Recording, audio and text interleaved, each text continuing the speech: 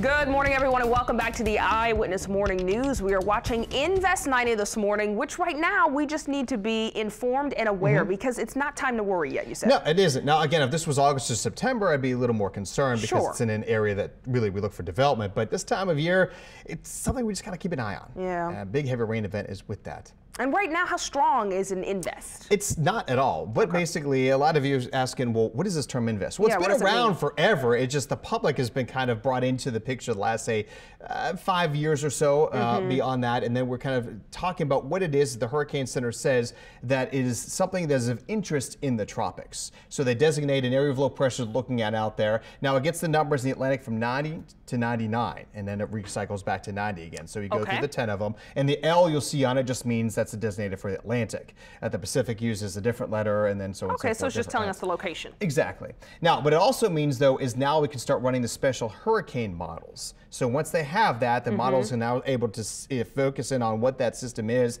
and they can start running those special models, which don't run all the time. Sure. Only when there's something for them to actually grasp onto. And we don't know where it's going right now. And that's what we're waiting for. The more data we get with that, the better we'll be, and to figure out where the system's going to go. We'll have those answers coming up in the next couple of days. But right now, though, you'll see that we are continuing to watch, of course, Invest 90 as it sits there across the Yucatan Peninsula right near the Belize area. Not really moving much. Sits more or less stationary with winds roughly about 30 miles per hour. It is forecast to work its way on into the central and eastern part of the Gulf of Mexico as we head into the next couple of days and the Memorial Day weekend. Again, the destination not quite known, but anywhere from Louisiana to Florida needs to watch this one. And again, expect heavy rain in that same location, potentially 3 to maybe 7 inches of rain out there. Notice the kind of the edge of it is New Orleans. The worst of it, though, is you get to the heart of all the beaches there from Alabama into Florida, all the way back down towards, say, the Key West area. So those are the areas that are really going to be dealing with the worst of whatever the system does do. So Memorial Day weekend, we're looking at temperatures mid-80s out there, 60% chance for rain Friday through Monday.